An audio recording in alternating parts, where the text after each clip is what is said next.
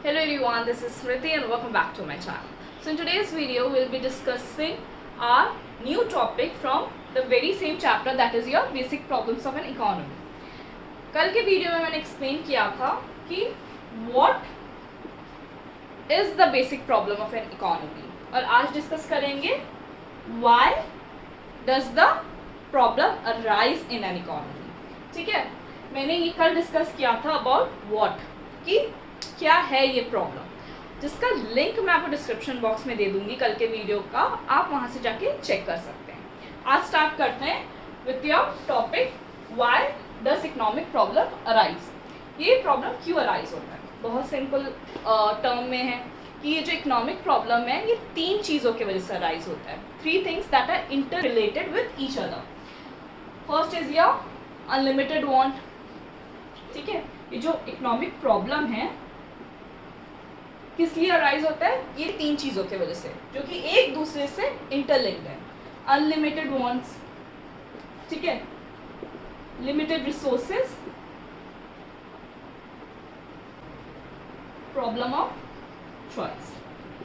ये जो तीन चीज़ें हैं जो कि आपस में इंटरलिंक्ड है, इन तीन चीज़ों की वजह से हमारी जो प्रॉब्लम है इकोनॉमी में ये अराइज होता है. ठीक है, एक एक करके समझते हैं.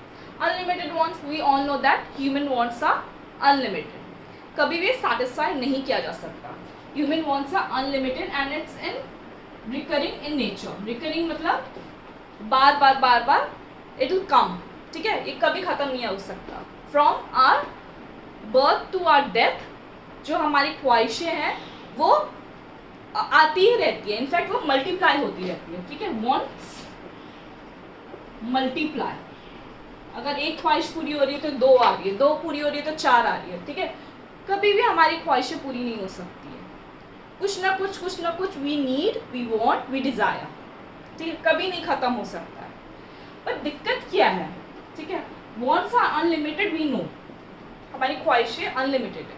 दिक्कत ये है कि जो रिसोर्सेज हैं हमारे पास वो लिमिटेड है. सारी ख्वाहिशें पूरी नहीं की जा सकती हैं.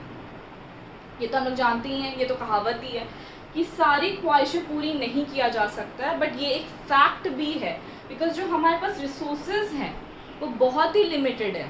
Limited in the sense it's scarce in nature.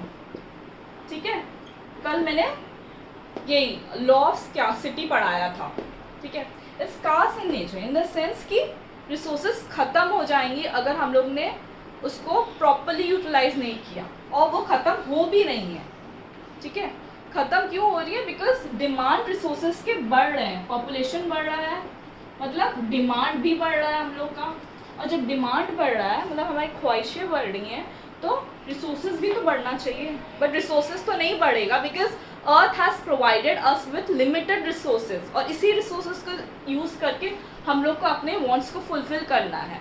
And this resources are getting perished, it is getting over. ठीक है, इसलिए हम लोग ऑल्टरनेटिव यूजेस ढूंढते हैं.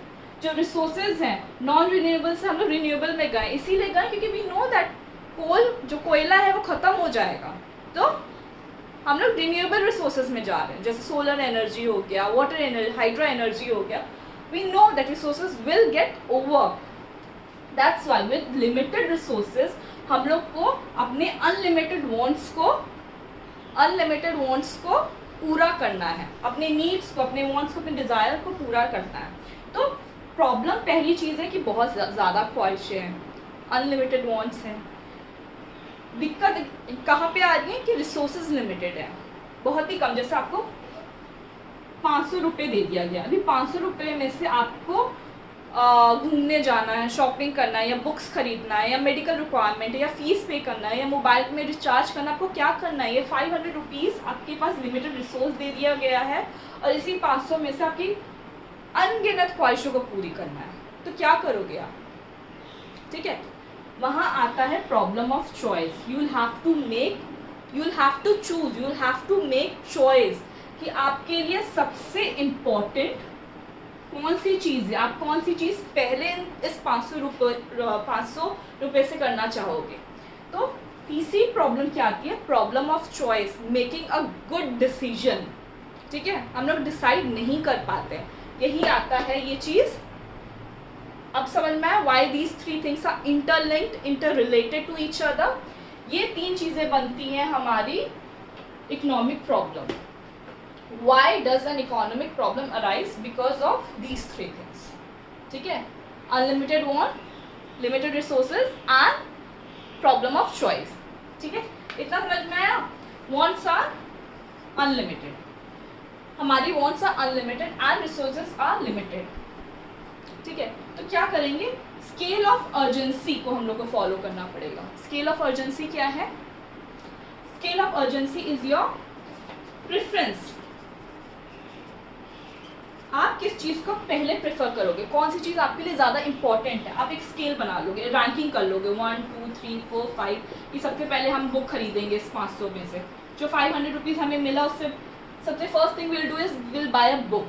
फिर second thing will recharge our mobile, क्योंकि नेट भी यूज़ करना ज़रूरी है, डेटा चाहिए हम लोग को। Will recharge our mobile. फिर जो बचा उसमें हम लोग बर्गर या पिज़्ज़ा खा लेंगे। ठीक है, विल हैव फूड। ठीक है, बाकी जो बचा शायद हम लोग सेव कर ले नेक्स्ट टाइम के लिए, विल सेव। ठीक है, तो इसे कहते हैं स्केल ऑफ अर्जेंसी, जिसे स्केल ऑफ प्रेफरेंस भी बोलते हैं। स्केल ऑफ अर्जेंसी को स्केल ऑफ प्रेफरेंस भी बोला जाता है। What you'll do is you'll rank according to the urgency, according to the preferences and importance of that product, of that want. आपको कोई चीज़ कितनी शिद्दत से चाहिए, उस चीज़ को आप सबसे ऊपर रखोगे, इंपॉर्टेंट चीज़ को, उसके बाद नेक्स्ट थिंग विल फॉलो। ठीक है, इतना समझ में? Scale of urgency. और बिकॉज रिसोर्सेज आर लिमिटेड, जब रिसोर्सेज कम है तो हम लोग क्या करेंगे, उस रिसोर्सेज को कैसे इस्तेमाल करेंगे। हम लोग ये तो नहीं कर सकते ना कि रिसोर्सेज लिमिटेड है तो इसका मतलब रिसोर्सेज को इस्तेमाल ही ना करो, ये नहीं कर सकते, क्योंकि हम लोग को ग्रोथ चाहिए, टेक्नोलॉजी चाहिए, हम लोग को इस्तेमाल करना है। रिसोर्सेज में क्या क्या चीज़ें आते हैं? लैंड, लेबर, कैपिटल, एंटरप्रेन्योर, और जितने भी रिसोर्सेज हैं।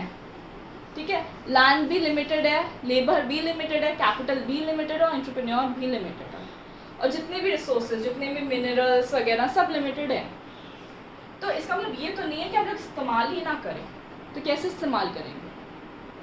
कैसे इस्तेमाल कर सकते हैं? ऑल्टरनेटिव यूजेस से। Now what is this alternative uses? Alternative uses का मतलब है कि जो हम लोग को रिसोर्सेज अवेलेबल है, ठीक है, उसी अवेलेबल रिसोर्सेज को हम लोग को क्या करना पड़ेगा? जो रिसोर्सेज हमारे पास अवेलेबल हैं इस टाइम, उस रिसोर्सेज को हम लोग को divide and decide. We have to decide.